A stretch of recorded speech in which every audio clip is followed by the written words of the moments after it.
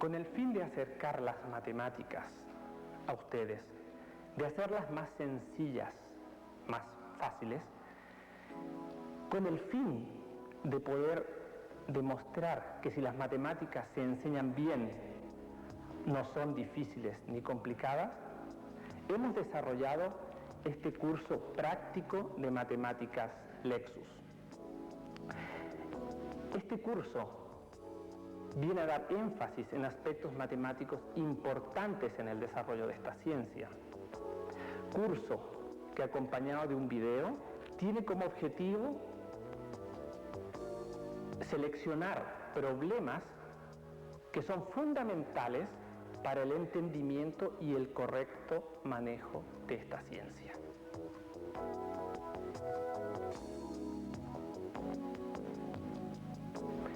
El siguiente ejercicio que desarrollaremos es un ejercicio de aritmética y consiste en poder desarrollar una expresión aritmética larga. Lo importante en este tipo de ejercicios es poder determinar cuáles son las operaciones y en qué orden deben realizarse estas operaciones. Lo importante en este problema es poder determinar cuáles son las operaciones que deben hacerse y en qué orden deben hacerse. Lo primero es agrupar todo lo que son operaciones de producto y de división, o sea, multiplicaciones y divisiones, y potencias. Las potencias son un caso particular de las multiplicaciones. Y seguido, hacer operaciones de suma y de resta. Entonces, lo que voy a marcar ahora es cuáles son las operaciones que debo realizar. Primero, inspeccionando esta primera fila, veo que hay una potencia. Lo primero que debo hacer es desarrollar esta potencia. Escribir el valor numérico que es este valor. 3 elevado al cubo es 3 por 3 por 3, 27. Ya lo escribiremos. Luego, desarrollar la multiplicación. Y hasta ahí quedaría lista esa etapa de ahí. Aquí hay una resta, de momento no la tocamos, hasta descubrir y hasta encontrar todas las multiplicaciones y todas las potencias que hayan. Este es un valor numérico, no lo tocamos. Aquí aparece nuevamente una potencia, hay que desarrollar esta potencia y luego hay que desarrollar este producto. Seguimos. Debemos desarrollar esta división, esta otra división. Hay una suma, no la tocamos. Debemos desarrollar este otro producto. Debemos desarrollar luego este otro producto. Y finalmente desarrollar esta potencia y este producto. Bueno, tenemos desarrollado algunos términos de nuestra expresión. Si bien vemos aquí arriba el problema, podemos comparar algunos valores, inspeccionar algunos valores y ver cómo han cambiado. Hemos desarrollado algunos términos. Este término al cubo lo hemos desarrollado y hemos escrito su valor numérico. En forma análoga hemos desarrollado este otro término que está acá, escribiendo aquí su valor numérico. También hemos seguido desarrollando las divisiones, escribiendo su valor numérico, la otra división con su valor numérico, y también hemos desarrollado estas operaciones de multiplicación, cual su valor numérico es este, y esta otra operación de multiplicación cuyo valor numérico es este. Y finalmente, bueno, hemos desarrollado una vez todo este término que nos da este resultado. Esta expresión es más simple que la de arriba y ahora aquí quedan muchas menos operaciones que realizar. Bueno, si seguimos utilizando la misma técnica, desarrollando primero las operaciones de multiplicación y finalmente las operaciones de suma y de resta, llegaremos finalmente a este que es el resultado de nuestra expresión aritmética.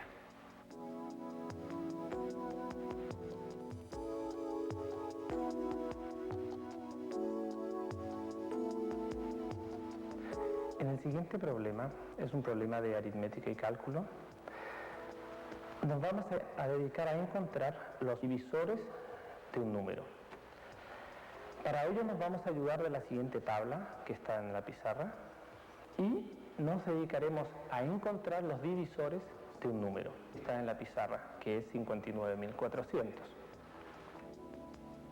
La técnica para poder resolver este tipo de problemas es la que está resumida en este cuadro. Esta será la técnica que utilizaremos para este problema y en general para cualquiera de este tipo de problemas. Lo importante es que siempre hay que seguir un orden. Y este orden tiene que tener siempre esta dirección. Primero, para encontrar cuáles son los divisores de este número, lo primero que haremos es ver si este número es divisible por 2, o sea, es algún múltiplo de 2. Y para ello, lo que tenemos que hacer es observar el último dígito, en este caso este dígito que está aquí, y este nos va a dar la pista a seguir para poder determinarlo. Si este último número es un 0 o es un número par, entonces este número es divisible por 2. Repetiremos esta operación varias veces hasta encontrar todos los múltiplos de 2 que hay aquí. Una vez terminada esta etapa, hemos encontrado todos los múltiplos de 2, nos dedicaremos a buscar si hay algún múltiplo de 3 en el número que nos queda. ¿Cómo podemos saber si hay un múltiplo de 3 aquí? Muy simple. Para ello debemos simplemente sumar las cifras que tiene este número y ver si la suma de estas cifras es un múltiplo de 3.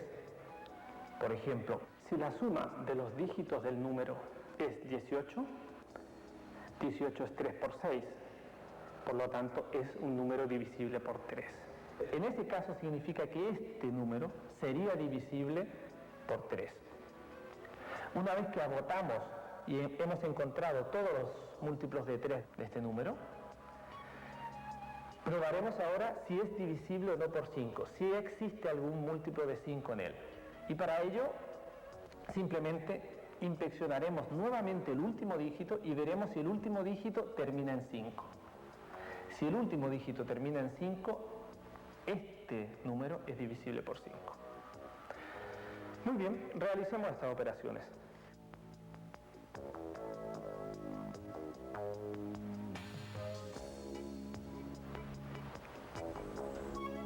A escribir en forma ordenada el número, el problema, y analizaremos. ¿Termina en 0? Sí, termina en 0 este valor, por lo tanto este valor es divisible por 2. Lo voy a anotar aquí, es divisible por 2. Realizo la división de este número, o sea, hago la división de este número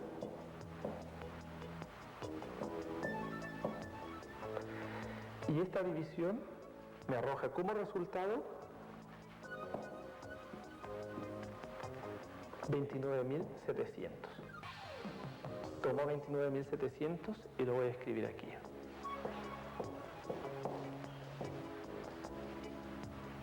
Repito la operación, observo el último dígito y si el último dígito es un múltiplo de 2 o es 0, significa que es nuevamente divisible por 2.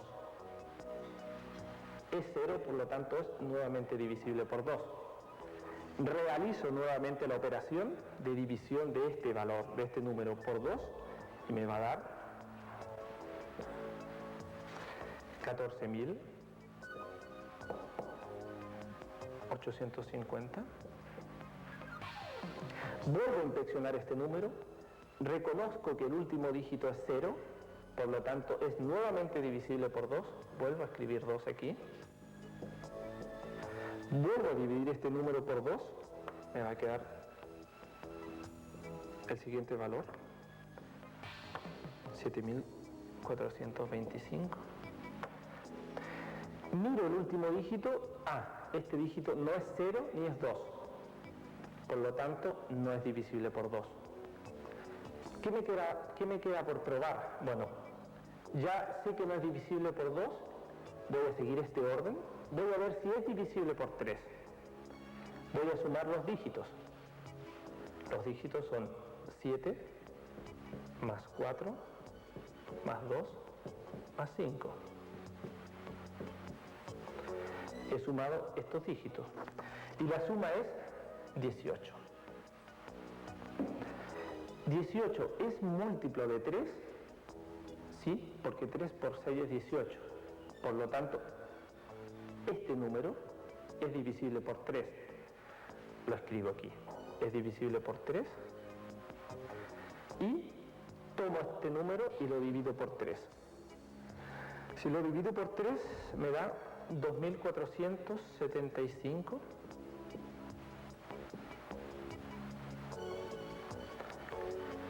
Vuelvo a mirar este número, el último dígito, veo que no es ni 0 ni par, por lo tanto no es divisible por 2. Revisaré nuevamente si es divisible por 3.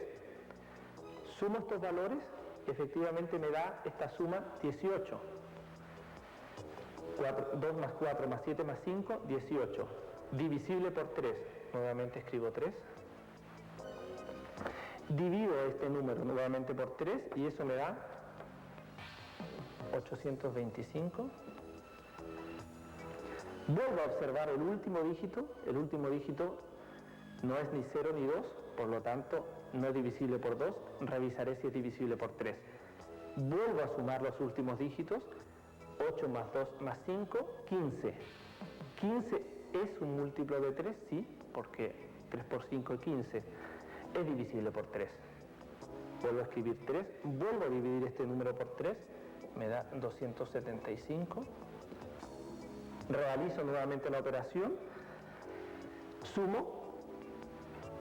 Si sumo este dígito, me da 14. 14 no es divisible por 3. Uy, entonces ya no es divisible por 3. ¿Qué me queda a probar? Si es divisible por 5. ¿Es divisible por 5? Sí, porque efectivamente el último dígito, este que está aquí, es 5. Si es 5, por lo tanto es divisible por 5. Lo divido por 5. Escribo 5 aquí, divido este número por 5 y me da 55. Realizo de nuevo las mismas operaciones, veo que este número no es divisible por 2, no es divisible por 3, pero sí es divisible por 5, vuelvo a escribir 5, divido este valor, finalmente me queda 11. 11 no es divisible por ningún número excepto por sí mismo, por lo tanto copio 11, copio un 1. Lo que tenemos aquí es una serie de valores que hemos obtenido dividiendo sucesivamente estos números que están acá. Estos valores que están aquí son los divisores de este número que está acá. Ahora simplemente para finalizar lo que haré será agrupar estos valores, por ejemplo agrupar todos los números 2, todos los números 3, todos estos valores, agruparlos de una forma matemáticamente más elegante, digamos. Escribiré nuevamente el número original. Este número se puede descomponer en estos números que están acá. Se puede descomponer en 2 elevado a 3, porque hay 3 2, por 3 elevado a 3, por 5 elevado a 2, por 11. Estos valores que están aquí son los divisores de este número. Una vez obtenidos los factores primos de este número, que es el ejercicio que hemos desarrollado hasta ahora, haremos lo mismo, repetiremos el mismo proceso, pero para este nuevo número, buscando siempre, primero, si es un múltiplo de 2, si es un múltiplo de 5, de 7 y de 11, y construiremos en forma análoga esta tabla como lo hemos hecho antes. Si construimos esta tabla, encontraremos como resultado esto que está aquí. Que este número se puede escribir en factores primos de esta forma. ¿Qué podemos hacer ahora con estos dos números, con estos dos resultados? Ahora podríamos encontrar el mínimo común múltiplo de estos dos números y el máximo común divisor de ellos dos. Para ello, ¿qué necesitamos? Solo necesitamos su descomposición en factores primos. Por lo tanto, borraré lo que hemos hecho antes y conservaré los resultados, los factores primos. Primero encontraremos el mínimo común múltiplo. ¿Cómo encontramos el mínimo común múltiplo? Lo primero que vamos a hacer es ordenar, escribir los números en forma ordenada, sin repetir números. Con esto quiero decir, vamos a escribir los números que aparecen aquí en forma ordenada, seleccionando y no repitiendo ninguno. Muy bien, escribimos un 2, un 3, un 5, un 7 y 11. Una vez que tenemos esto, ¿cómo encontramos el mínimo común múltiplo? El mínimo común múltiplo va a ser un número que va a resultar de operar estos, pero con ciertos valores de exponenciales. Para encontrar el mínimo común múltiplo, si bien ya tenemos seleccionado este valor, hay que seleccionar la potencia de mayor valor. En este caso, si miramos este dígito, que si se repite aquí y aquí, la potencia de mayor valor es esta, porque es 3. Entonces seleccionamos un 3 y lo colocamos ahí. En forma análoga hacemos con el otro dígito lo mismo. 3 no está aquí, está acá, solo es 3, colocaremos 3. 5 se repite con la misma potencia, colocaremos un 2. 7 está con la potencia de valor 1. Y entre estos dos seleccionamos la de mayor, que es 2. El mínimo común múltiplo, entonces, resulta de multiplicar estos valores, que da como resultado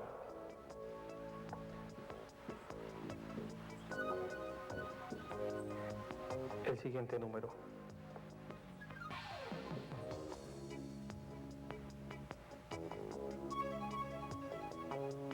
En un proceso análogo bastante similar a este, encontraremos el máximo común divisor de estos dos números. ¿Cómo lo haremos? Escribiré aquí máximo común divisor.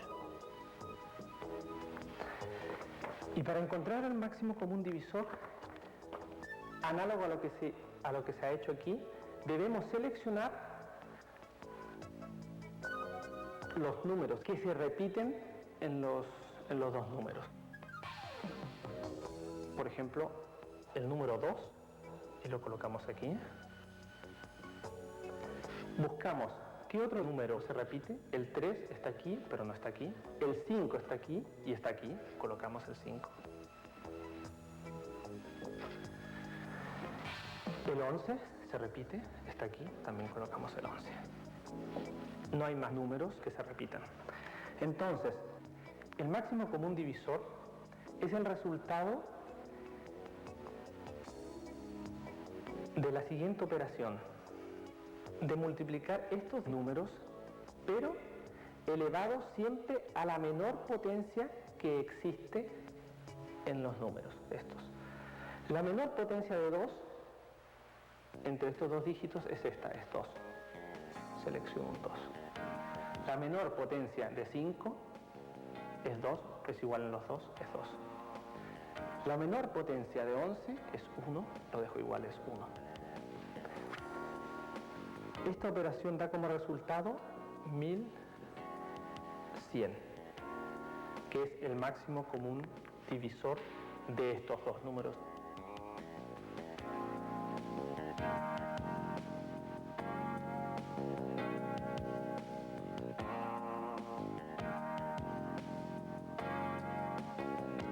Muy bien, en el tópico de aritmética y cálculo realizaremos operaciones con fracciones. La idea es tomar esta expresión y resolverla y llegar a su forma más simple posible. Para ello, ¿qué es lo importante aquí? Lo importante es el orden de las operaciones, o sea, detectar cuáles son las operaciones que hay que hacer y en qué orden deben hacerse. Lo primero que uno siempre debe hacer es realizar las operaciones de multiplicación, las divisiones, los paréntesis. y finalmente las operaciones de suma y de resta. Entonces, lo que haré ahora es señalar cuáles son las primeras operaciones que haré. Si inspecciono los valores que están aquí arriba, veo que primero hay un signo menos, de momento es una resta, no lo tocaré. Pero aquí observo que hay un producto. Esta operación la debo realizar, la marcaré. Realizaré esta operación primero. Sigo. Observo que aquí también hay un producto, así que esta operación también la realizaré. Aquí hay dos caminos, y los dos caminos son análogos. O hago primero la operación de multiplicación, que es multiplicar cada uno de los términos que están dentro del paréntesis por el que está fuera, o desarrollo el paréntesis y su resultado lo multiplico por 2/5. Es análogo. Yo tomaré este camino. Primero desarrollaré lo que está entre paréntesis. Si observo lo que hay aquí abajo, aquí hay solo operaciones de suma, pero como hay un paréntesis nos indica que primero debo realizar esta operación. Muy bien, iré desarrollándose estas expresiones e iré anotando aquí abajo su resultado. Primero, 1/3 de momento no está operado, así que lo copiaré igual, menos. Aquí debería escribir el producto de estas dos fracciones. Hay dos posibilidades, o escribo directamente el producto o hago el producto y simplifico simultáneamente, que también puedo hacerlo. Siempre que haya una operación de multiplicación yo puedo simplificar valores. ¿Qué es lo que voy a hacer? Entonces, si observo los valores que están aquí, aquí abajo hay un 6 y aquí arriba hay un 3. 6 es 2 por 3, por lo tanto el 3 que está aquí lo puedo simplificar con ese y me queda un 2. Cambiaré 6 por 2, aquí pondré un 1. He simplificado el 3 de 3 por 6 con este 3. Y ahora escribiré el resultado de la multiplicación, de esta multiplicación, que es multiplicar 5 por 1 dividido en 2 por 4, que es 8. Lo escribiré aquí. Seguiré entonces con este otro término que está aquí. Este lo escribiré acá, por comodidad de momento. Ya lo trasladaré acá abajo donde estoy anotando los resultados. Lo que voy a hacer va a ser sumar esta expresión que está aquí. 5/3 menos 5/6. Muy bien, sumo. Saco mínimo como múltiplo de estos, que es 6. 3 en 6, 2. 2 por 5, 10. 6 en 6, 1. 1 por 5, 5. O sea, menos 5. Y el resultado de esto es 5/6. Ya sé que esta expresión que está aquí vale 5/6. La escribiré acá abajo. Menos 5/6 por lo que estaba aquí afuera. 2/5. Muy bien. Ahora, inspeccionando los términos que están aquí abajo, desarrollaré el otro término que marqué con color verde, que es la suma de estos términos que están aquí. Y eso lo escribiré aquí. Esta suma es 2/3 menos 5/4. En forma análoga a lo que hice arriba, sacaré mínimo como múltiplo de estos valores, que es 12. 3 en 12 es 4. 4 por 2, 8. 4 en 12 es 3. 3 por 5, 15. Menos 15 partido por 12. Muy bien. Desarrollo esto. Y esto me va a dar aquí abajo 12. 12. Y 8 menos 15 es menos 7. Muy bien, entonces reemplazaré en la zona verde, lo que he marcado con verde, el valor que he encontrado y me queda 1 menos esta expresión que está aquí, que es menos 7 partido por 12. Menos 7 partido por 12. Y lo he puesto entre paréntesis para recordar que ese valor es negativo y que aquí, a su vez, hay otro signo menos, que no nos olvidemos los signos. Muy bien, ¿qué nos queda hacer ahora? De nuevo tendremos que inspeccionar qué términos hay aquí y desarrollar lo que podamos desarrollar. Efectivamente aquí nuevamente nos queda una multiplicación. Tendremos que desarrollar esta multiplicación antes de desarrollar las operaciones de suma y de resta. Y escribir aquí al lado, por lo tanto, su resultado. En forma análoga, 1/3 menos 5/8 menos 5/6 por 2/5. Aquí, análogo a lo que hice antes, puedo multiplicar directamente o simplificar y después multiplicar. Simplificaré porque es más cómodo. 6 es 3 por 2. Por lo tanto, el 2 que aparece aquí lo puedo simplificar con este 2. Aquí me va a quedar, por lo tanto, un 3 y aquí me va a quedar, por lo tanto, un 1.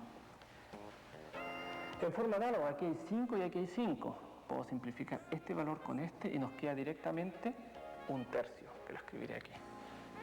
1/3. En forma análoga puedo escribir lo que está acá abajo, pero de una vez puedo sumar esto, que es lo que haré ahora. Tomaré este valor y lo sumaré aquí abajo. 1 menos 7 partido por 12 va a ser igual a mínimo común múltiplo 12. 1 en 12, 12. Menos 12 en 12, 1. 1 por 7, 7. Ojo, aquí hay un signo menos y menos, por lo tanto este pasará a ser más 7. 12 más 7, 19. 19 partido por 12.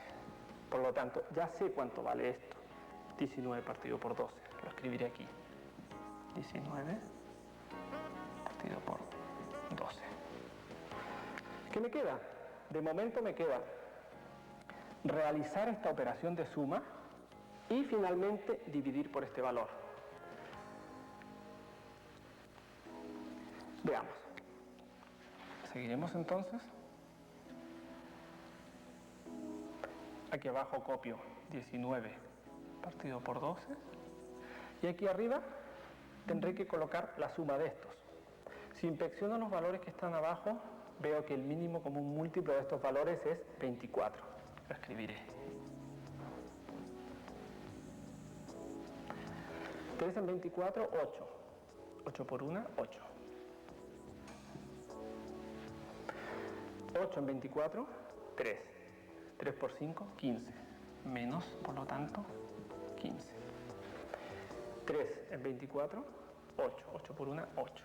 Con signo menos. Menos 8. Si observo lo que hay aquí arriba, hay un más 8 y un menos 8. Por lo tanto, si los sumo, me dan 0. Por lo tanto, este resultado que está aquí me va a dar menos 15 partido por 24, menos 15 dividido en 24, dividido en 19 partido por 12. ¿Qué nos queda por hacer ahora? Como nos piden la forma más simple, es escribir solo una fracción. Aquí de momento tenemos dos fracciones y que tendremos que arreglar esto para llegar a una sola fracción. Y eso lo haré aquí abajo. Pondré un igual. Y escribiré esto de otra forma más cómoda. Este término que está arriba no lo tocaré. Pondré menos 15 partido por 24.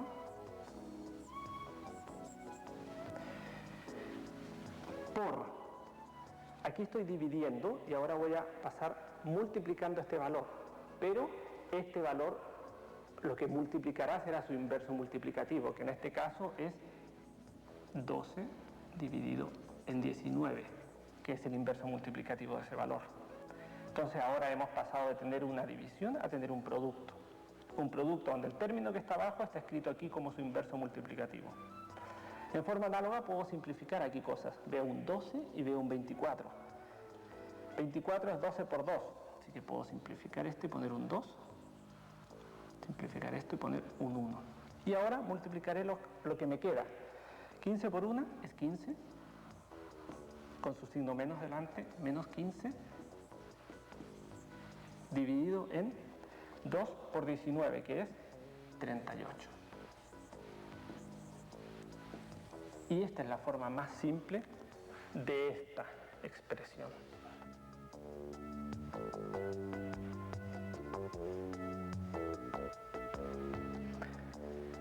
Dentro del tema de aritmética y cálculo, realizaremos ahora un ejercicio de funciones.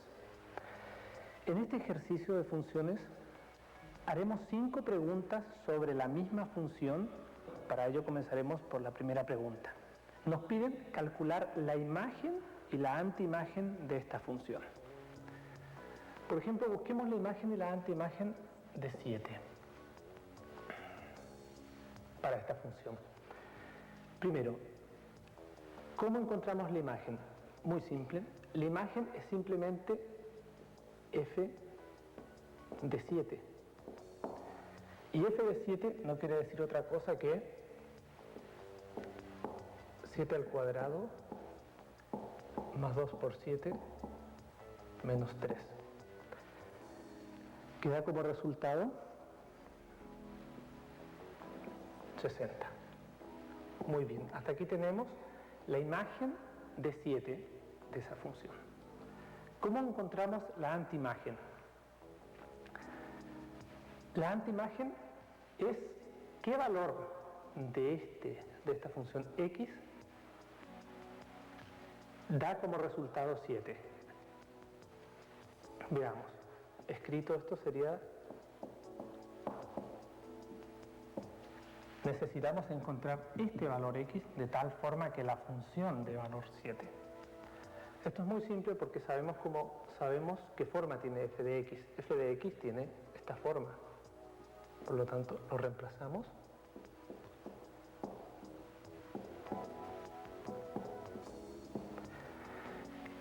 Y lo que tenemos que hacer ahora es simplemente resolver esta ecuación, que es una ecuación cuadrática, y encontrar el o los valores de x que hacen que se cumpla esta identidad. Eso nos va a dar las antiimágenes de este valor 7. Ordenando un poco, la ecuación cuadrática nos queda de la siguiente forma.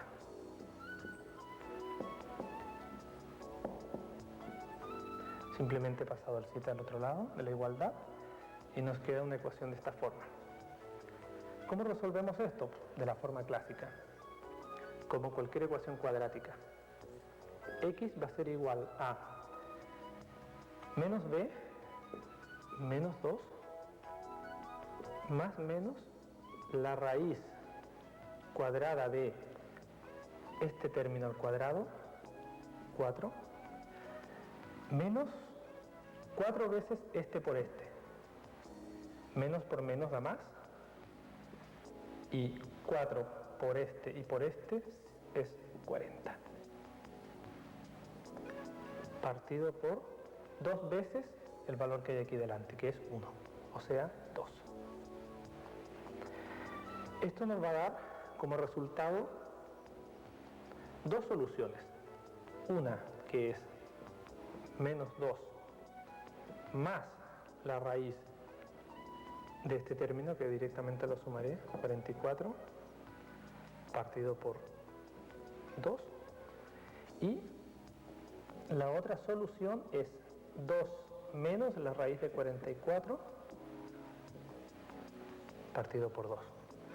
Ordenando y simplificando, 44 es 2 es 4 por 11, 4 sale fuera de la raíz como un 2, se puede simplificar con estos términos, por lo tanto esto es idéntico a escribir esto.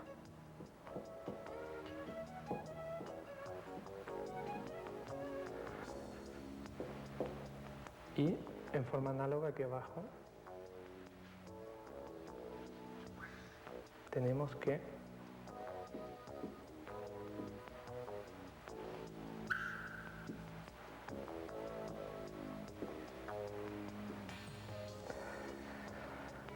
estos dos valores son la antiimagen de 7.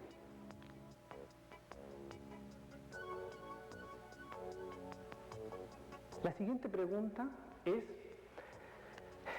si esta función f es inyectiva o no. Para ello vamos a recordar valores obtenidos en la pregunta anterior. La antiimagen de 7, que era la pregunta anterior, la antiimagen de 7 tiene dos valores posibles. Entonces la puedo escribir de esta forma. Tanto f de este número como f de este otro número diferentes dan 7. Para determinar si es inyectiva o no tenemos que irnos a la definición. ¿Cuál es la definición de si una función es inyectiva?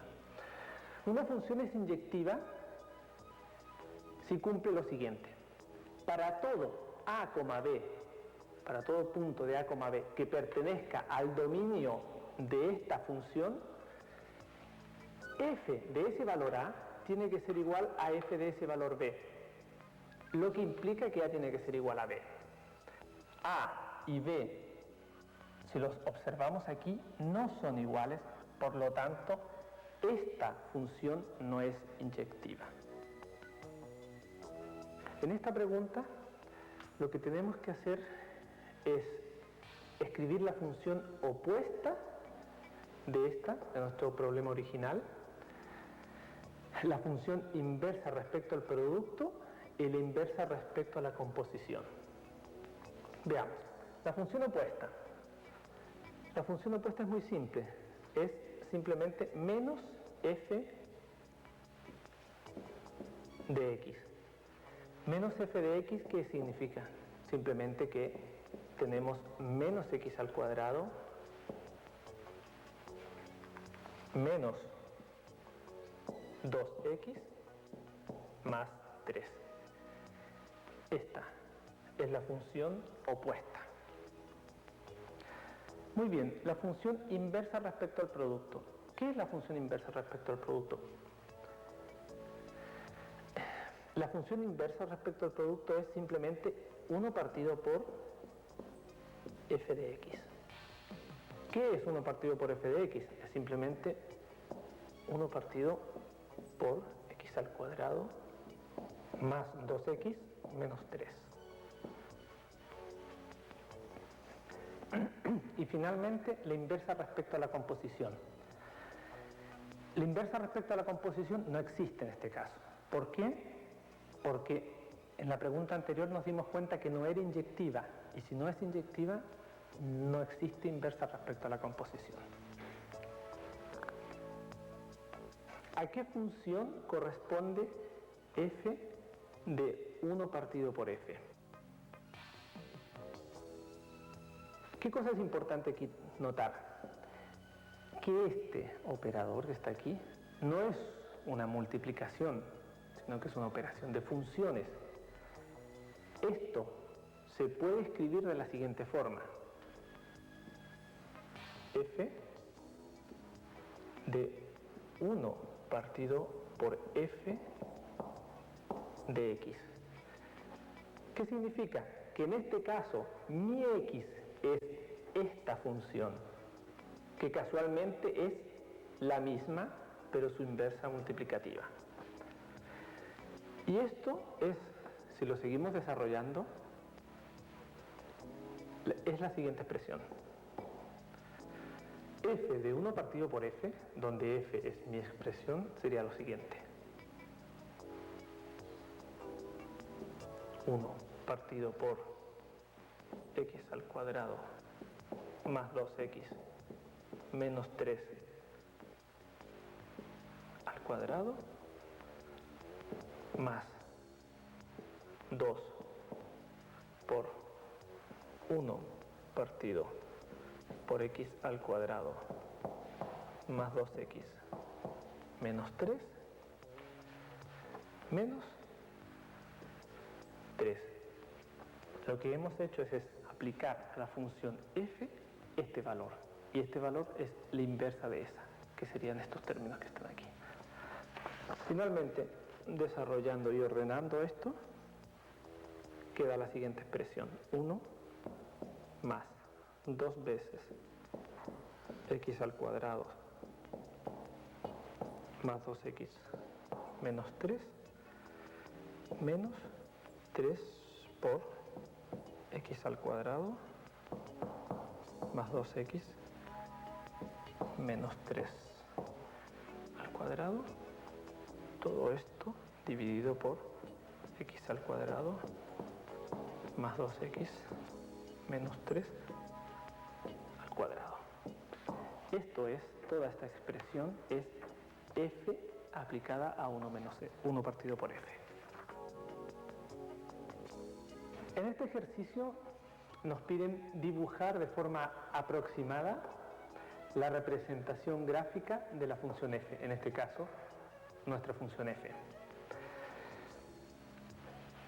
Esta función corresponde a una parábola. Esto ya nos indica algo de información al respecto. Dibujar en forma aproximada significa que vamos a utilizar algunos puntos de esta función para dibujarla.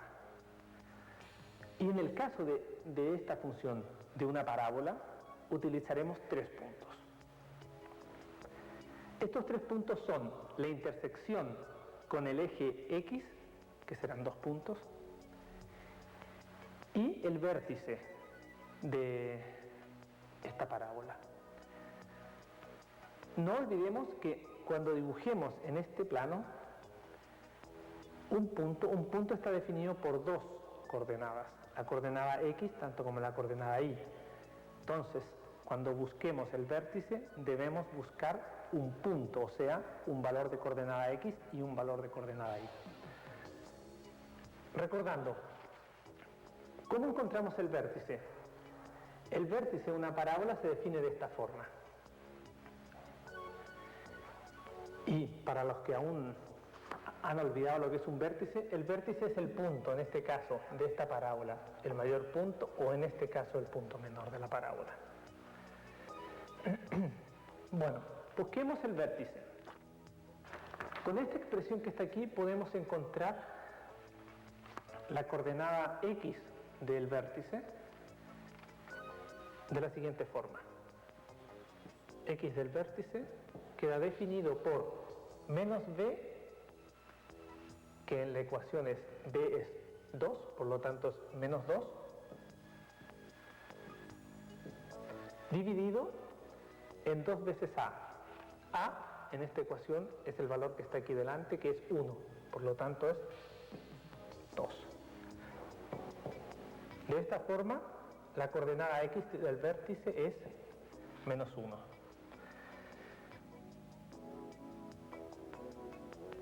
¿Cómo encontramos ahora la coordenada Y del vértice?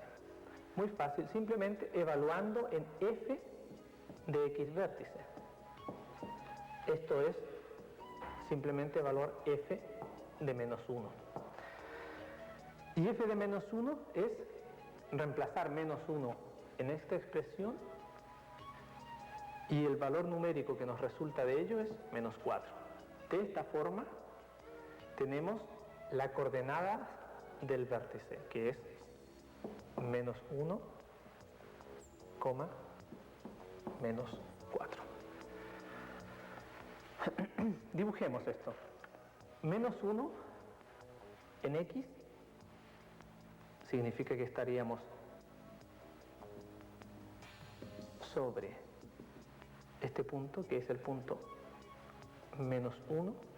Este de aquí sería el punto menos 2, menos 3, etc.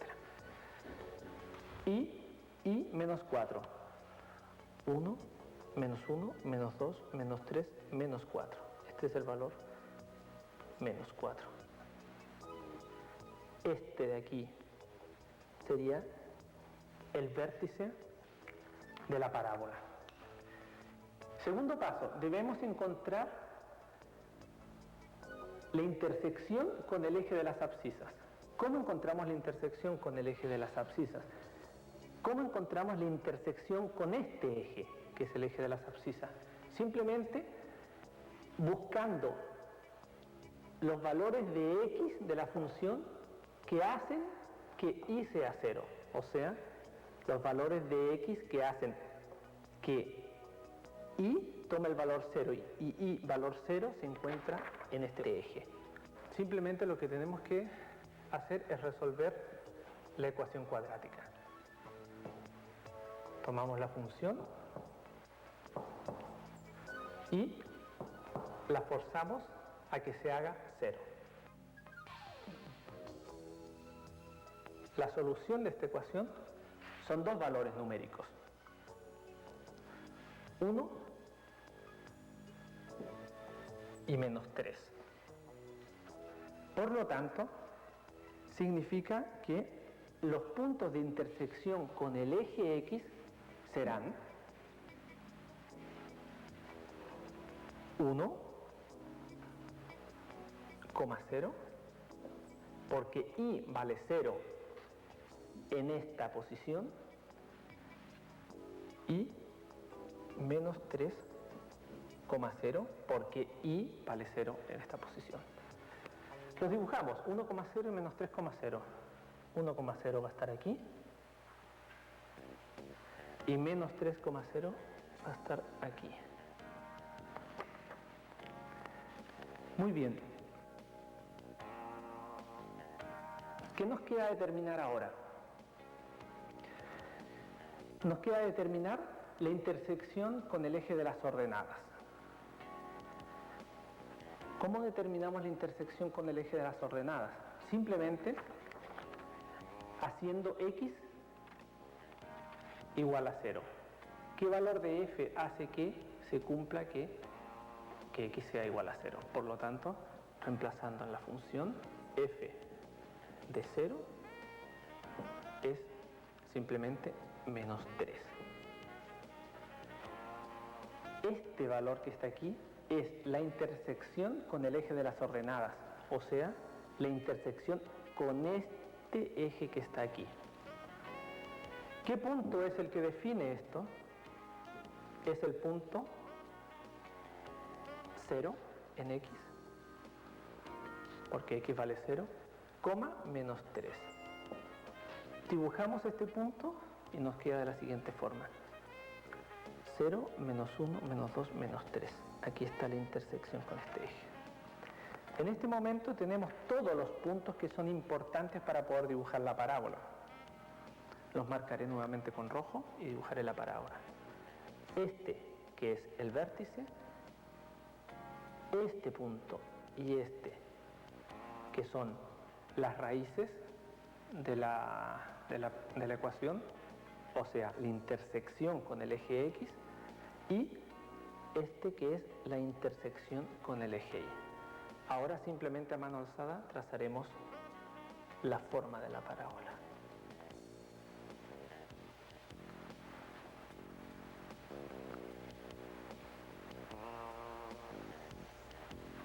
Y esta sería la gráfica de nuestra función. Ahora nos preguntan que averiguar el dominio y el recorrido de nuestra función f. Para esto nos ayudaremos del gráfico que hemos construido en el ejemplo anterior. ¿Cuál es el dominio de esta función? Pues muy bien, el dominio son todos los valores de x, porque para todos los valores de x existe imagen. Por lo tanto, todos los valores de x son el dominio. El dominio lo podemos definir, por lo tanto, entre menos infinito y más infinito. Todos los valores que están desde el menos infinito hasta el más infinito. El recorrido está más acotado. Para encontrar el recorrido debemos ver lo que pasa con el eje Y. La función esta parábola, ¿cómo se mueve en el eje Y? La parábola se mueve desde este punto, menos 4, hacia arriba, todo el eje Y. Por lo tanto, el recorrido de esta función quedará definido de la siguiente forma. El recorrido es entre menos 4 y más infinito. O sea, desde este punto, que es el más bajo en la parábola, hacia arriba. Algunos otros comentarios importantes de esta gráfica. ¿Qué podemos decir? Por ejemplo, durante la primera mitad de la parábola, digamos, todo lo que pasa aquí hasta este punto, la función es decreciente. Este trozo de aquí, la función es decreciente. Y entre este punto y más infinito, la función es creciente. Una propiedad importante de esta función. No hay cambio de concavidad en esta función.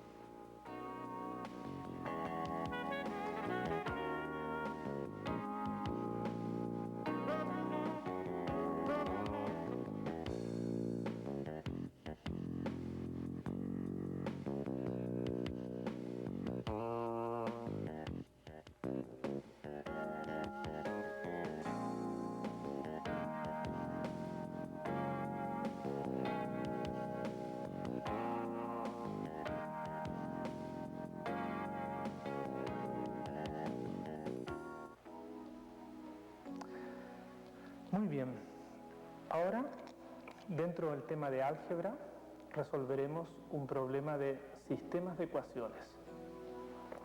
Sistema de ecuaciones como el que tenemos en este momento en la pizarra. Lo que haremos ahora es resolver este sistema de ecuaciones. Si inspeccionamos las ecuaciones que aparecen en este sistema, son dos. La primera es una ecuación cuadrática y la segunda es una ecuación lineal de dos variables. ¿Cómo resolver este sistema de ecuaciones? Lo que haremos primero es tomar la ecuación cuadrática y encontrar los valores que cumplen, los valores de x que cumplen esta igualdad. En este caso encontraremos las raíces de esta ecuación cuadrática. Y una vez que tengamos los valores de x, los reemplazamos en esta ecuación y podremos despejar los valores que toma y. De esta forma tendremos la solución del sistema de ecuaciones. Muy bien, hagámoslo. ¿Cómo encontramos las soluciones del sistema de ecuaciones cuadráticas? Muy simple. Conocemos cómo se resuelve una ecuación cuadrática, sabemos cómo encontrar los ceros de una ecuación cuadrática y es la clásica fórmula. X va a ser igual a menos b, o sea, menos 4, 4, más menos raíz de b cuadrado, en este caso menos 4 al cuadrado, que es 16, positivo, menos 4 veces a por c. Aquí hay un valor 1, 4 por 1 es 4, y por 4, 16, menos 16. Todo esto dividido por 2 veces a, que como vale a1, simplemente nos queda 2.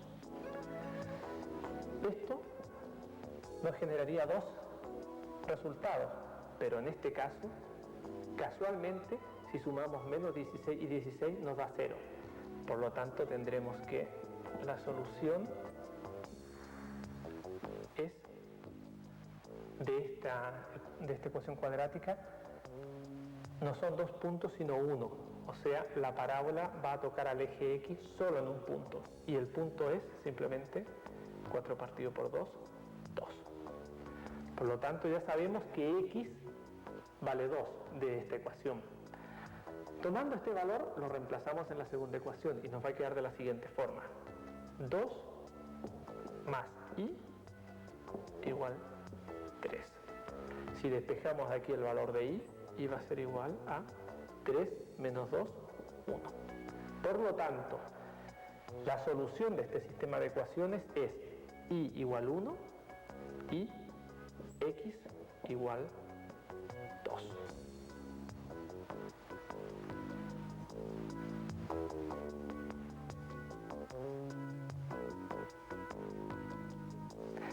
El próximo veremos ejercicio planteado en el curso práctico de Matemáticas Lexus álgebra, específicamente inecuaciones. Tenemos dos inecuaciones escritas en la pizarra, la inecuación A y la inecuación B. Resolveremos las dos por separado. Para resolver esta inecuación, lo que haremos primero es ordenar estas expresiones de forma de tener expresiones cómodas que nos permitan despejar el valor de x. Para ello, lo primero que vamos a hacer es eliminar estos términos, el 2 y 3. ¿Cómo eliminamos 2 y 3?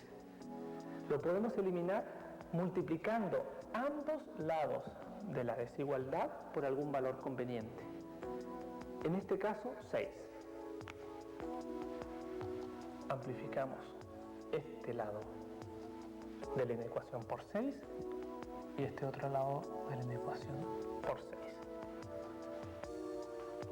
Simplificando, porque 6 es 2 por 3, podemos simplificar esto, nos queda un 3 y se eliminan con ese 2. De igual forma acá podemos simplificar estos dos términos, porque 6 es 3 por 2 y nos queda un 2. Entonces, lo que tenemos ahora en esta inecuación es, a un lado, el término x menos 2 por 3 y al otro lado, el término menos 2x más un medio, todo eso por 2. ¿Qué conviene hacer ahora? Desarrollar lo que son las multiplicaciones. Multiplicaremos 3 por esto, lo que nos da 3x menos 6 menor que 2 por menos 2x es menos 4x y 2 por un medio es 1. Muy bien. Hasta aquí tenemos un poco más simplificada nuestra inecuación. ¿Qué hacemos ahora? Ordenemos esta inecuación. Pasemos términos con x a un lado y pasemos los términos que están libres de x al otro, de forma de dejarlos separados. Pasaré el menos 4x a este lado con valor más 4x, por lo tanto quedará 3x más 4x, que son 7x, menor que, pasaré el 6 al otro lado con valor más 6, y 6 más 1 son 7. Hasta aquí lo que tengo es una inecuación. ¿Cómo resuelvo esta inecuación? Lo que haremos es momentáneamente una pequeña transformación. Haremos una igualdad para poder saber exactamente cuánto vale x y luego escribiremos nuevamente la desigualdad. ¿Qué quiero decir? Que momentáneamente voy a escribir esto. Porque esto sí sé despejarlo fácilmente. 7x igual 7 es muy fácil, es x igual a 7 partido por 7, que es 1. Ahora regresaremos a la inecuación. Si al despejar x nos da igual 1, por lo tanto, de aquí nos queda que x es menor que 1. Y esta es la solución de esa inecuación. Muy bien. Ahora lo que haremos es resolver esta inecuación. Si observamos en esta inecuación existen dos variables, variable y variable x, a diferencia de la anterior inecuación en la cual existía solo una variable. ¿Cómo trabajar con esta inecuación? Lo primero que hay que hacer es un pequeño cambio, porque no es fácil trabajar con este signo mayor. Y lo que sí es fácil es trabajar con una igualdad. Entonces lo que haremos primero es transformar esto, olvidarnos de que es mayor, trabajar con una igualdad y luego buscar la región que cumple estos valores. Entonces, lo que haremos es resolver para qué valores se cumple esta ecuación porque es una igualdad, antes era una inecuación. Lo que haremos es buscar para qué valores se cumple esta ecuación. Y si observamos bien, en realidad esta ecuación es la ecuación de una recta. Tal vez así no se vea muy bien, pero si hago la siguiente transformación, en realidad, simplemente un cambio y un orden, puedo escribir de la siguiente forma la nueva expresión.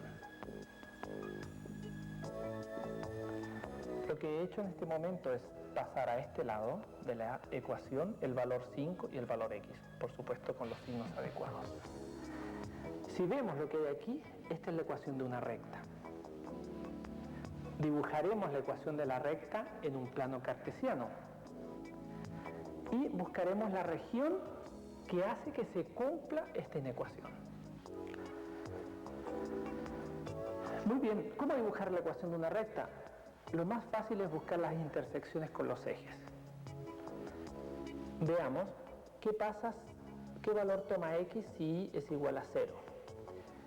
Si y es igual a 0, implica que x es igual a 5, despejando de la ecuación.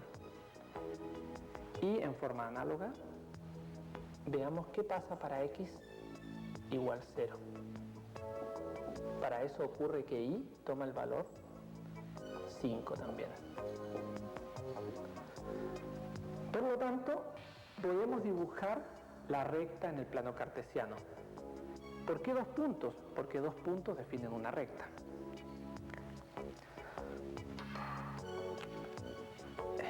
Veamos. Primero, para y igual 0, x vale 5. Para y igual 0, que estaría en este eje x, x vale 5. 1, 2, 3, 4, 5. Es este punto que está aquí. 5. Cuando x vale 0, y vale 5. Cuando x vale 0, o sea, en este eje, y vale 5. 1, 2, 3, 4, 5. Tenemos 2 puntos, podemos trazar la recta definida por estos 2 puntos.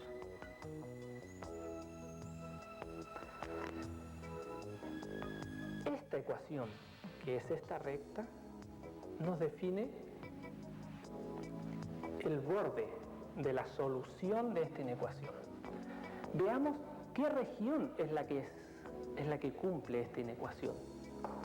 Y para ello es muy fácil, podemos tomar puntos de un lado de la recta y puntos de otro lado de la recta y ver si cumplen esta inecuación. Por ejemplo, ¿qué punto es cómodo tomar? Tomemos de este lado de la recta este punto, porque es muy cómodo el 0, 0. Y vemos si este punto cumple esta inecuación. Este punto es el punto con coordenada 0, 0, por lo tanto reemplazamos 0 aquí y nos queda menos 5. Menos 5 es mayor que 0, no es mayor que 0.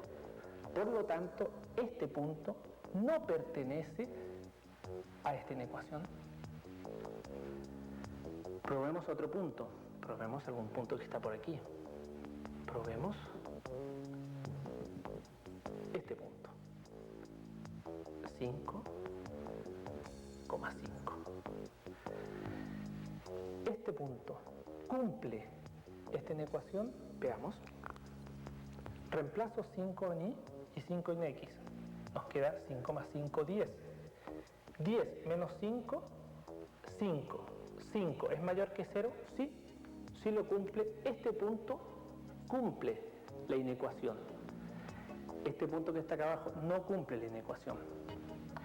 Por lo tanto, voy a dibujar la zona de solución de esta inecuación.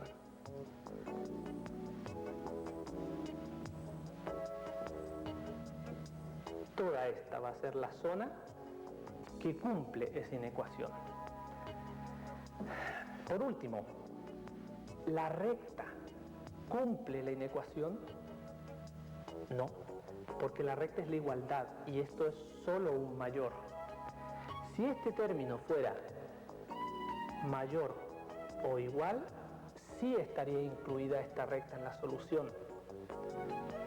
Pero como simplemente es un mayor, la solución es solo esta región que está por encima de la recta.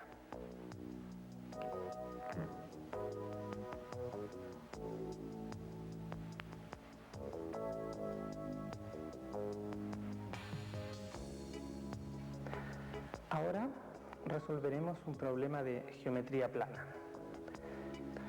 Muy bien, en el tópico de geometría resolveremos un problema de geometría plana. En este ejercicio, en este problema, nos piden determinar el área de este rombo y el perímetro que tiene este rombo. Los datos que nos dan son estos, o sea, desde aquí a acá mide 8 y de este punto a este punto mide 6. Muy bien, ¿cómo calculamos el área y el perímetro? Primero, lo que voy a hacer va a ser determinar el perímetro. Y para determinar el perímetro, lo que voy a tener que hacer es determinar cuánto vale un lado de este rombo y, bueno, según la definición de perímetro, sumar el valor del otro lado y del otro lado. Perfecto. Si observamos un poco la geometría esta, podemos ver que efectivamente este lado es análogo a este lado y es análogo a este lado y es análogo a este lado. Entonces, bastará con encontrar un lado y multiplicarlo por 4 y tendremos el perímetro. Muy bien, ¿cómo determinamos cuánto mide este lado?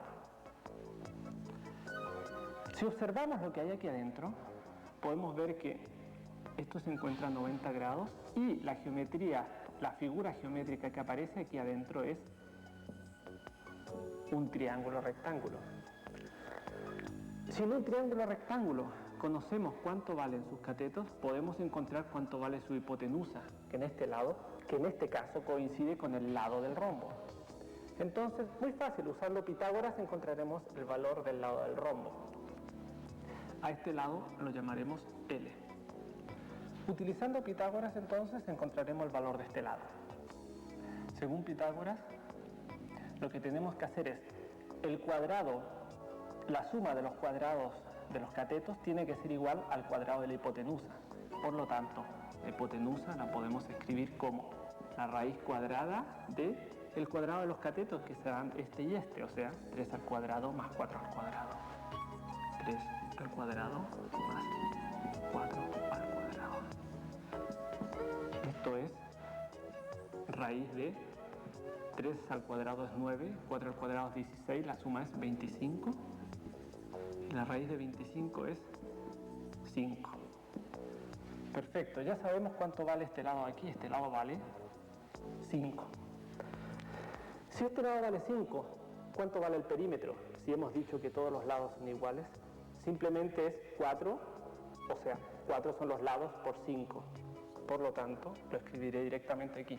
El perímetro del rombo es 4 por 5, que en este caso es 20. Tenemos este problema ya resuelto. Veamos el área ahora. ¿Cómo calculamos el área? Hay dos caminos. Primero voy a indicar uno. Lo que haré aquí es calcular el área de esta figura que está aquí, que ya he marcado, que es simplemente el área de un triángulo rectángulo, que sabemos calcularla. Y como ese triángulo rectángulo se repite aquí, aquí, aquí, en forma análoga, lo que haré es multiplicar por 4 el valor del área y tendré el valor del área de toda la figura, en este caso del rombo. ¿Cuánto vale esta área que llamaré A? Bueno, esta área A es el área de un triángulo rectángulo y el área de un triángulo rectángulo es muy simple, es un cateto por el otro cateto dividido por 2, o sea, 3 por 4 dividido en 2. 3 por 4, 12, dividido en 2, 6. 6 vale el área de este triángulo. Por lo tanto, ¿cuánto vale el área del rombo? El área del rombo es 4 por el valor de este triángulo, o sea, 4 por 6. Lo escribiré aquí. Área del rombo, 4 por 6, que es igual a 24. Lo que he hecho ahora es obtener el área del rombo a partir de triángulos rectángulos que se forman dentro de él. También habría otra forma. ¿Cuál es la otra forma? Es la clásica fórmula para encontrar el área de un rombo. La fórmula para encontrar el área de un rombo es: se multiplica esta diagonal por la otra diagonal y se divide por 2. Veamos si da lo mismo. En este caso, esta diagonal, ¿cuánto mide? 3 más 3, 6. Y esta diagonal que está acá mide 4 más 4, que son 8. Por lo tanto, 8, que es una diagonal, por 6 dividido por 2 debería ser el área del rombo. Sí, y efectivamente lo es porque 8 por 6 es 48, dividido por 2 es 24, el mismo valor que ya encontramos.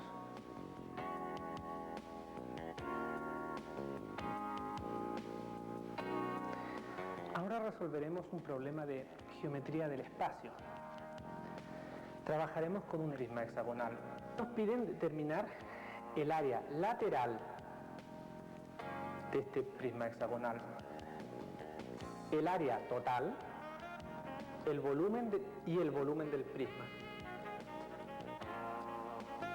Bueno, ¿cómo haremos la primera pregunta? Área lateral. Primero que nada tenemos que saber cuál es el área lateral de esta figura. El área lateral es todo el manto que la cubre, digamos, esta cara que está acá,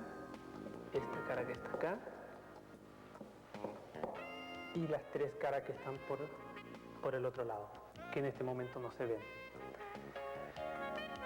Entonces, ¿cómo calculamos esta área lateral? Muy simple. Si yo conozco esta área, como sé que este prisma tiene 6 caras, simplemente será multiplicar esta área por 6 y tendré el área de todo el manto, o área lateral. Y esta área es muy simple de determinar, porque si observamos esta figura geométrica que está aquí, es un rectángulo. Y el área de un rectángulo es muy fácil. El área de este rectángulo esa área es su largo, que es 13, por su ancho, que es este, 5 centímetros. Por lo tanto, el área lateral será 13 por 5 y por la cantidad de veces que se repite esta cara, que es 6. Y las unidades serán centímetros cuadrados.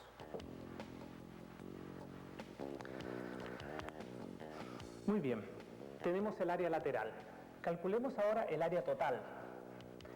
El área total, ¿cuál es?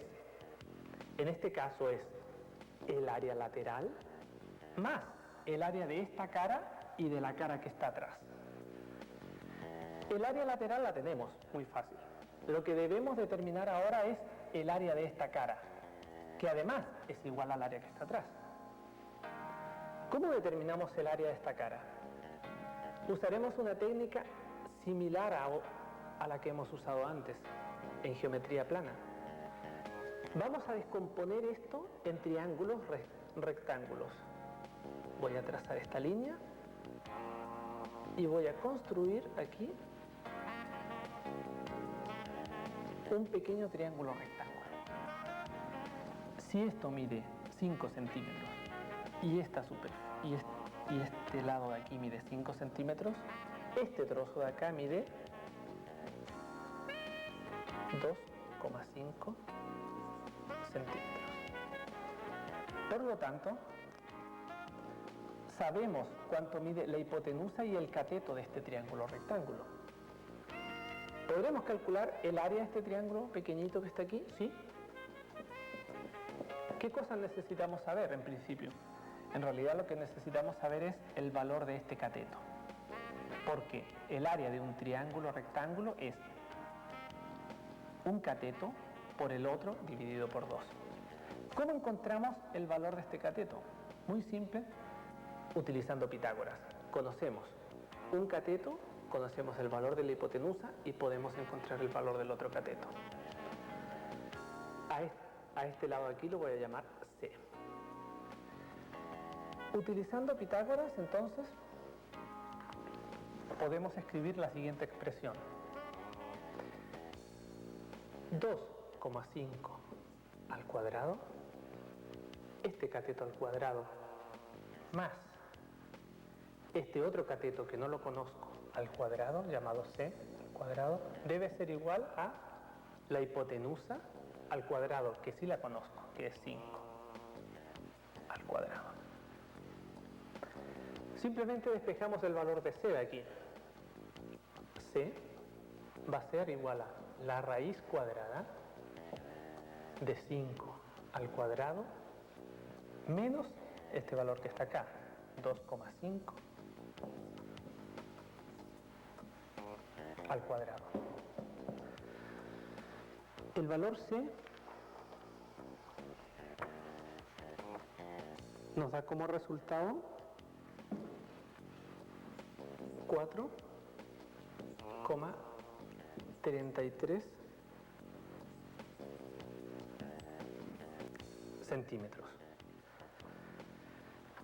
Hasta ahora lo que conocemos es este cateto y este otro cateto. Por lo tanto, podemos determinar esta área. ¿Cuánto vale el área de este triángulo? Que lo voy a llamar T. El área de ese triángulo T, lo escribiré aquí, va a ser simplemente este cateto por este dividido por 2, o sea, 4,33, que es el valor que hemos encontrado, por 2,5 dividido en 2. Esto es el área de este pequeño triángulo. Ahora, ¿cómo calculamos el área de toda esta figura? Fácil. Veamos cuántas veces está repetido este triángulo en la figura. Muy fácil. Aquí está repetido 2 veces. Aquí estará repetido 2 veces. Acá estará repetido 2 veces. Aquí estará repetido 2 veces. 2 veces y 2 veces. Por lo tanto, está repetido 1, 2, 3, 4, 5, 6, 7, 8, 9, 10, 11, 12 veces. Por lo tanto, el área de esa superficie, el área de ese lado, que lo voy a escribir acá, área que voy a llamar área sub L, va a ser 4,33 por 2,5 partido por 2, el valor del área de un pequeño triángulo, multiplicado por 12, porque hay 12 triángulos, es el área de toda esta superficie. Por lo tanto, el área del pequeño triángulo multiplicado por 12 es el área de toda esta superficie. Tenemos prácticamente calculada el área total. El área total del prisma será los valores que hemos encontrado antes del área lateral, que es 13 por 5 por 6, el área lateral más el área de esta cara, que está también repetida atrás. O sea, esta expresión de aquí multiplicada por 2. 4,33 por 2,5 y por 12. Al multiplicar por 2 esta expresión, este término que está aquí abajo se anula y me queda este valor numérico que es el área total del prisma. Ahora obtendremos el valor del volumen del prisma hexagonal. Si recordamos, para calcular el área total tuvimos que calcular esta área que está aquí, el área de esta sección. El área de esa sección está escrita acá, nuevamente, y este es su valor. Veamos, ¿cómo calculamos el volumen del prisma? El volumen del prisma en general es simple. Si conocemos esta área y conocemos el largo del prisma, lo único que tenemos que hacer es multiplicar esta área por el largo para que nos dé un volumen. Entonces,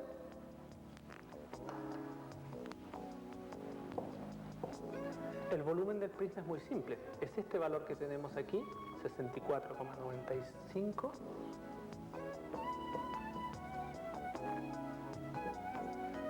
multiplicado por el largo, que es 13.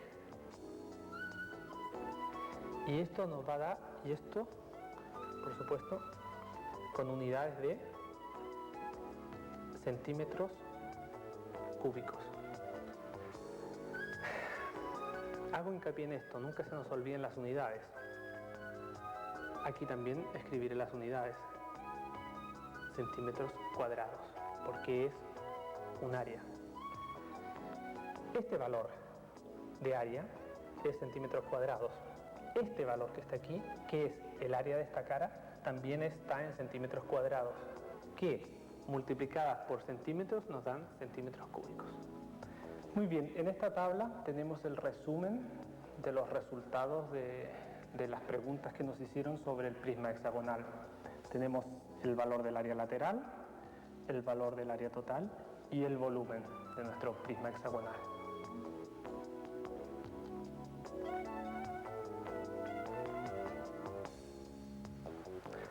Ahora resolveremos un problema de geometría analítica. El problema consiste en poder encontrar la ecuación de una recta que pasa paralela a otra recta que tenemos, pero que pasa por un determinado punto. Y una segunda pregunta que consiste en determinar la recta perpendicular a la recta anterior, pero que pasa por el mismo punto también. Vamos a encontrar la ecuación de la recta paralela. ¿Cuál es la idea? Tenemos esta ecuación que define una recta y buscaremos una recta paralela a esta, pero que pase por este punto, por el punto menos 1,4. ¿Cómo haremos eso? Primero escribiremos la expresión para todas las rectas paralelas a la ecuación anterior, que es la siguiente. Esta ecuación, en forma genérica, donde este k puede tomar cualquier valor numérico, son todas las rectas paralelas a esta ecuación. ¿Qué debemos determinar ahora? Simplemente la que pasa por este punto. ¿Cómo encontramos la ecuación de la recta paralela que pasa por este punto? Simplemente despejando cuánto vale esta constante. ¿Cómo encontramos esta constante? Simplemente reemplazando estos valores en la ecuación. Si reemplazo los valores me quedará 3 por menos 1 más 5 por 4 menos k igual 0. Si desarrollo aquí, me da que 5 por 4 es 20 y 3 por menos 1 es menos 3. Por lo tanto, esto es 17 menos k igual 0. De aquí implica que k igual a 17. Por lo tanto, la ecuación de la recta paralela a esta recta que pasa por este punto es la ecuación 3x más 5y menos 17 igual 0. Muy bien.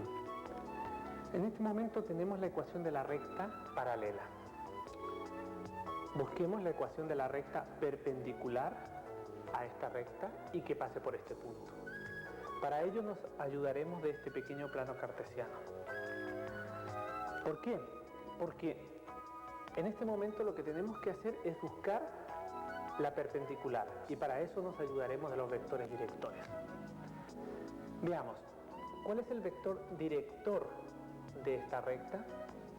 El vector director de esta recta es el vector 00,3,5, que lo dibujaré aquí. 1, 2, 3. 1, 2, 3, 4, 5. Este es el vector director definido por esta recta. Como lo que quiero hacer ahora es encontrar la ecuación de la recta perpendicular, me interesará trabajar con otro vector director, no con este, sino con el vector director perpendicular a este. ¿Qué significa eso? Que lo que yo debo buscar es algún vector director que sea perpendicular al anterior. Y efectivamente, el vector director que es perpendicular a este, que tiene de coordenadas 3,5, es este, que tiene coordenadas menos 5,3, menos 5,3. Teniendo esto, puedo escribir la ecuación general, pero perpendicular a la recta anterior, que sería menos 5x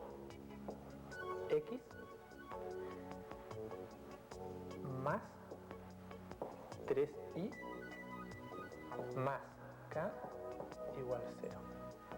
¿Qué he hecho? Este vector director,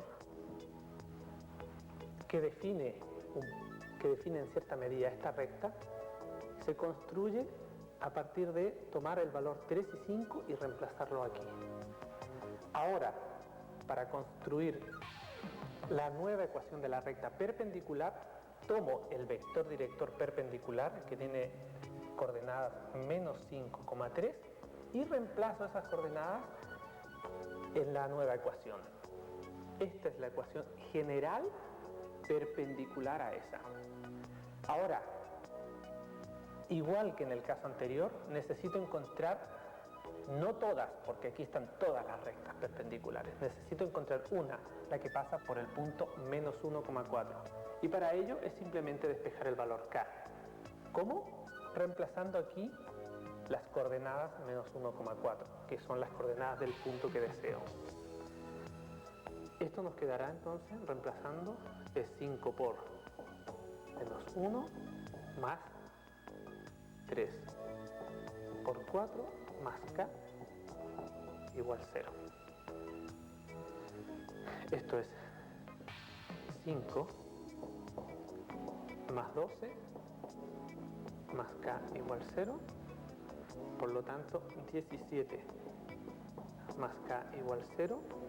Y de aquí, despejando k, tenemos que el valor para k es este.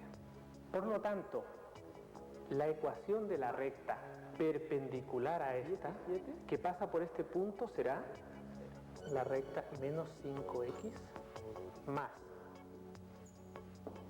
3y menos 17 igual 0.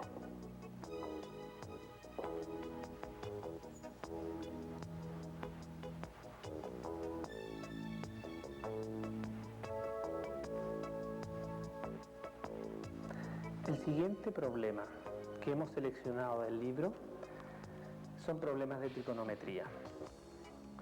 En este determinaremos el área de un triángulo y calcularemos las razones trigonométricas de un ángulo.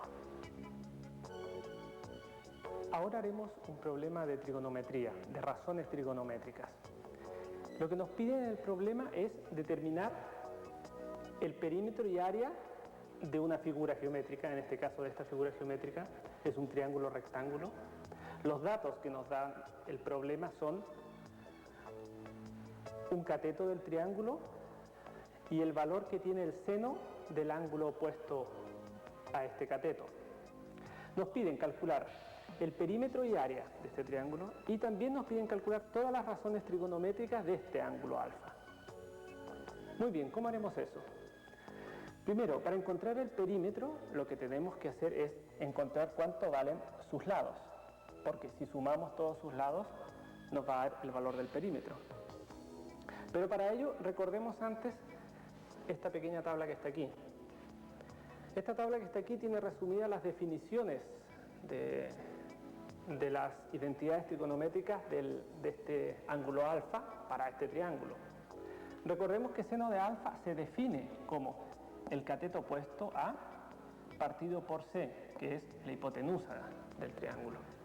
Recordemos también que coseno de alfa se define como el cateto adyacente partido por la hipotenusa.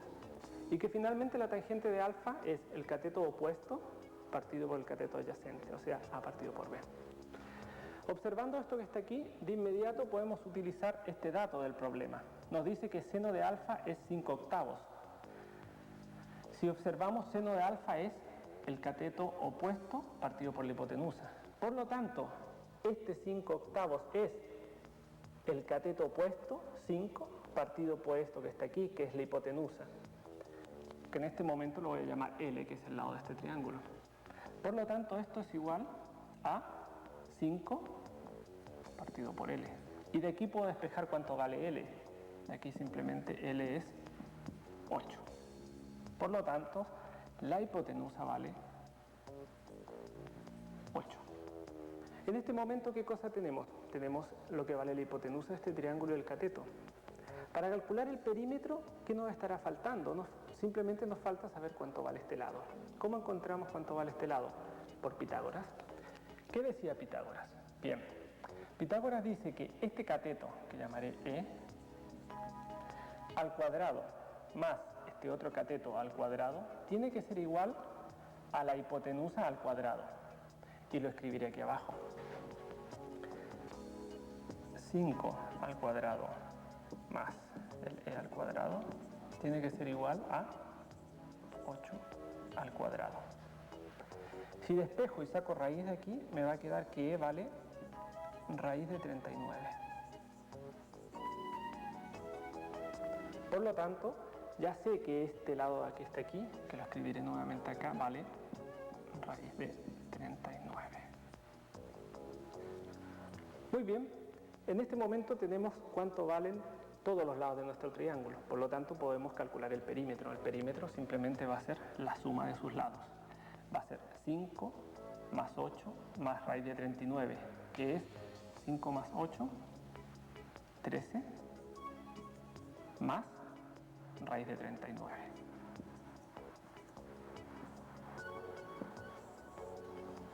Muy bien, ahora nos queda por determinar el área del triángulo.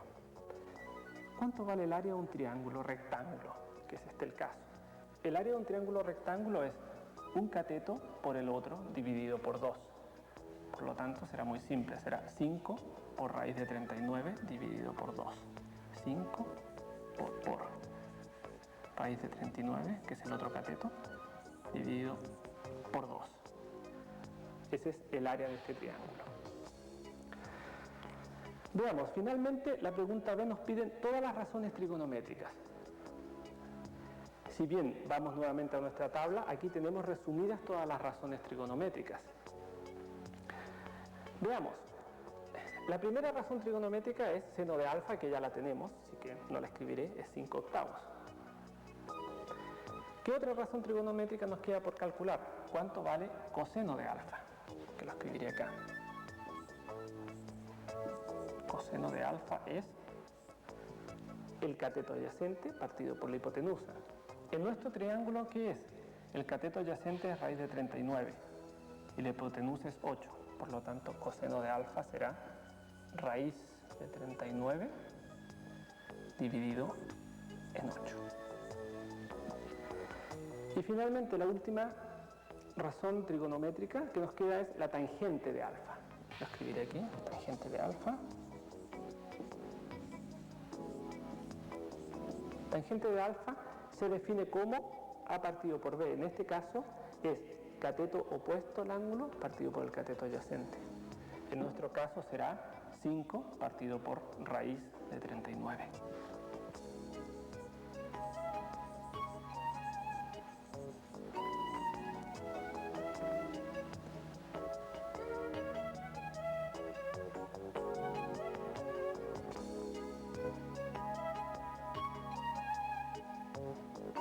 Hemos seleccionado un ejercicio especial para determinar la tabla de frecuencias y su representación gráfica. Muy bien, ahora resolveremos un problema de estadística. Los datos son esta tabla que está aquí. Estos serán nuestros datos y nos piden hacer dos cosas. Primero, encontrar la tabla de frecuencia para estos datos y hacer una representación gráfica de esta tabla. Muy bien, imaginémonos una situación real. ¿Qué pueden ser estos datos? Estos datos pueden ser las notas del examen de matemáticas. En ese caso, la variable sería las notas del examen de matemáticas. ¿Y esto qué sería? Estos serían los datos, serían las notas de cada uno de los alumnos, que llamaremos datos. Muy bien, lo primero para construir la tabla de frecuencias debemos realizar una tabla de esta forma, con varias columnas, con 5 columnas, donde en la primera columna colocaremos valores de la variable, en la segunda colocaremos frecuencia absoluta, en la tercera colocaremos frecuencia relativa, en la cuarta colocaremos frecuencia absoluta acumulada y en la última colocaremos frecuencia relativa acumulada. Veamos entonces cómo llenaremos esta tabla con estos datos que están aquí. Primero, valores de la variable. ¿Qué son los valores de la variable? Son los valores que debemos extraer de esta tabla de datos. Por ejemplo, voy a observar, aparece un 0 en los datos.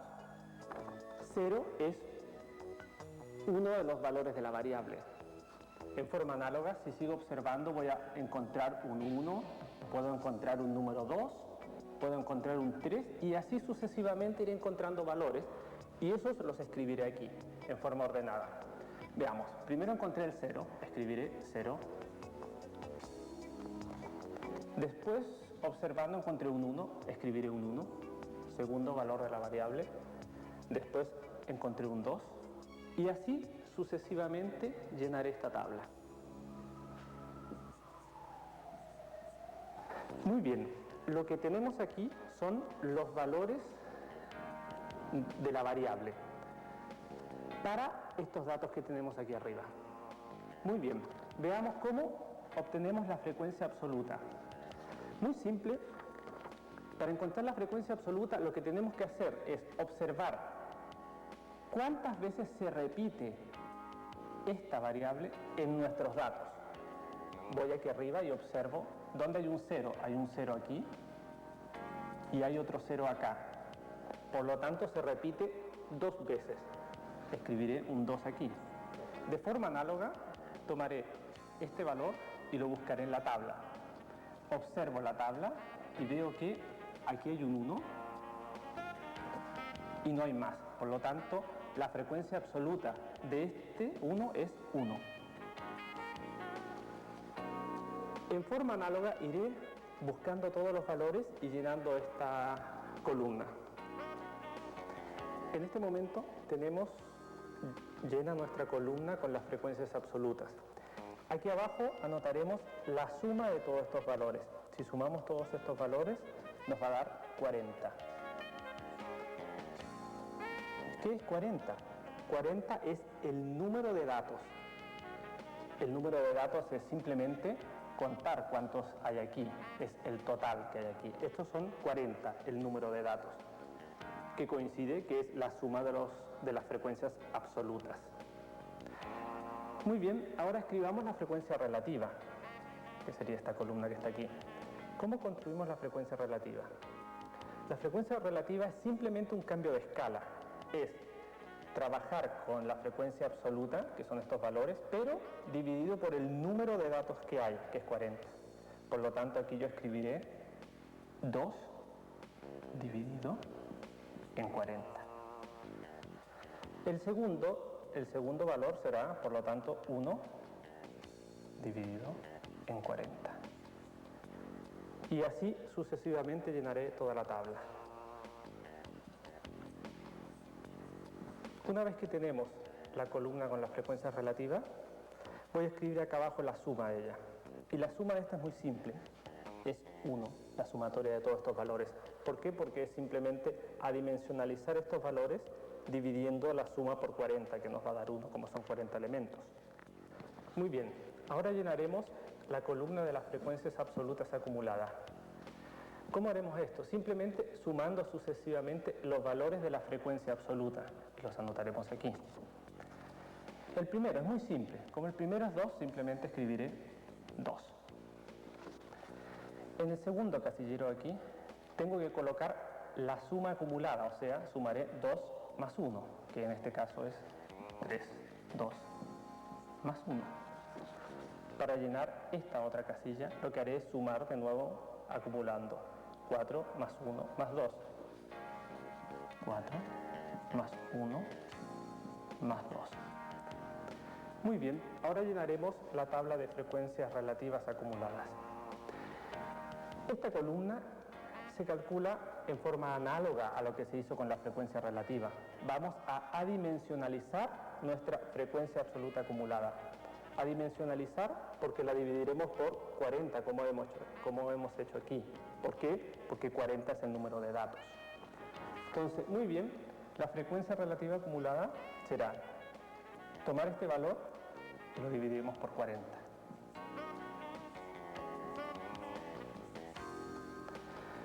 En forma análoga tomaré el segundo valor, que es 2 más 1, 3, y lo dividiré por 40.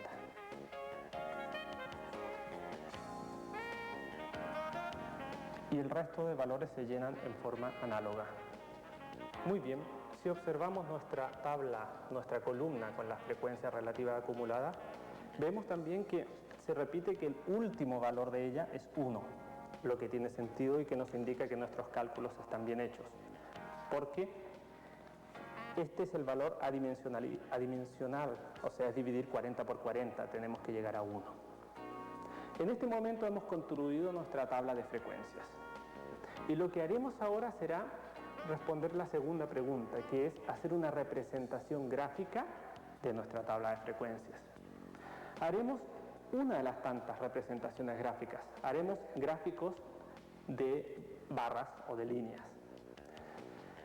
Muy bien, aquí ya tenemos dibujados los dos gráficos que son importantes de tener, que es un gráfico, el que está aquí abajo, de frecuencias absolutas en este eje y en este eje frecuencia relativa, versus los valores de la variable. Aquí arriba tenemos el gráfico de frecuencias absolutas acumuladas, frecuencia relativa acumulada, versus valores de la variable. Veamos cómo construimos estos gráficos. Primero partiremos por este. Lo primero que haremos será hacer este eje. En este eje están los valores de la variable y escribiremos todos estos valores de la variable. ¿Estos valores de dónde se sacan? Venimos aquí a la tabla de frecuencias y observamos la columna de valores de la variable. Estos valores que están aquí simplemente los copiaremos aquí. Muy bien, en este eje colocaremos la frecuencia absoluta. ¿Cómo dibujamos la frecuencia absoluta? Lo primero que haremos es ir a la tabla a buscar la columna de frecuencias absolutas y buscaremos el mayor valor que hay ahí. Si me vengo aquí a la tabla, a la columna de frecuencia absoluta y inspecciono en ellas cuál es el valor más grande, veré que este que está aquí es el valor más grande, 8. Por lo tanto, tomaré 8, vendré aquí al gráfico y en la cota superior escribiré 8. Una vez que tengo este valor, escalaré sucesivamente hasta llegar a 0 y colocaré algunos valores. En forma análoga, iré a la columna de frecuencias relativas y buscaré cuál es el valor máximo. Voy a la tabla de frecuencia relativa, inspecciono y encuentro que el valor máximo es este, 0,2, que coincide con el valor máximo de la frecuencia absoluta también, lo que tiene sentido, simplemente este es un cambio de escala. Vengo al gráfico y copio el valor máximo de la frecuencia relativa, que es 0,2. Y en forma análoga a partir de 0,2 escalaré hasta llegar a 0. Una vez que tengo creado este eje y este, lo que haré ahora es simplemente graficar para cada uno de los valores de la variable su valor de frecuencia absoluta. Entonces, lo que haré es ir donde está la variable, el valor de la variable 0, y buscaré su frecuencia absoluta. Para ello voy a la tabla. Aquí está el valor 0 y tiene una frecuencia absoluta de 2. Por lo tanto, me voy hasta acá, marco donde está el 2 y tiro la primera línea. En forma análoga lo haré con el valor 1. Voy a la tabla. Aquí está 1. 1 tiene una frecuencia absoluta de 1. Por lo tanto, me voy al gráfico, veo dónde está 1 y tiro la línea correspondiente a 1.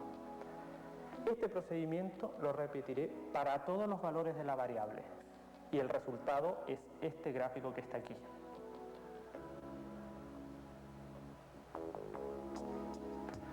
Muy bien. Lo que haremos ahora será construir el gráfico de frecuencias absolutas acumuladas versus valores de la variable y frecuencia relativa acumulada versus valores de la variable.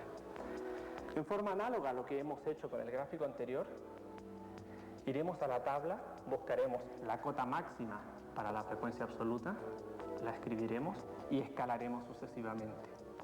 Iremos a buscar el valor máximo de la frecuencia relativa y escalaremos sucesivamente.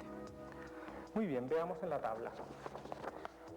El valor máximo de frecuencia acumulada, ¿dónde lo encontraremos? El valor máximo de frecuencia acumulada, voy a inspeccionar la columna de la frecuencia acumulada y veo que el valor máximo es este, 40. Por lo tanto, tomo 40 y lo escribiré como cota superior. Así sucesivamente escalaré hasta llegar a 0. Colocaré 30, 20, 10, 0. En forma análoga iré a buscar el máximo valor de la frecuencia relativa acumulada. Veo la columna de frecuencia relativa acumulada y veo que aquí está el valor máximo, que además coincide con el valor máximo de la frecuencia absoluta acumulada. ¿Por qué? Porque esto es un cambio de escala. En forma análoga lo escribo aquí y escalaré sucesivamente, colocando algunos valores. Una vez que tenemos nuestra escala hecha, lo que haremos entonces es dibujar cada una de estas líneas. Y para ello tomaremos de nuevo el valor de la variable 0 y veremos qué frecuencia absoluta acumulada tiene. Para ello me voy a la tabla, busco el valor 0, que es este, y busco la frecuencia absoluta acumulada que tiene, que es 2. Voy al gráfico y donde esté 2 dibujaré la línea correspondiente. Entonces, lo que haremos ahora será tomar el siguiente valor de la variable, que es 1, iremos a la tabla, 1 está aquí, buscaré su frecuencia absoluta acumulada, que es 2 más 1, 3, vendré aquí y la dibujaré, tiraré la línea hasta donde esté el valor 3. En forma análoga iremos llenando todas las líneas de nuestro gráfico.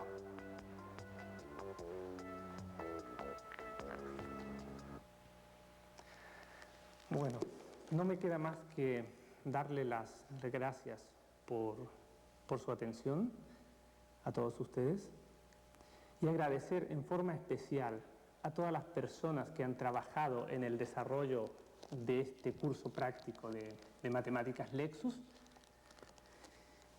Y por último, desearles éxito con las matemáticas.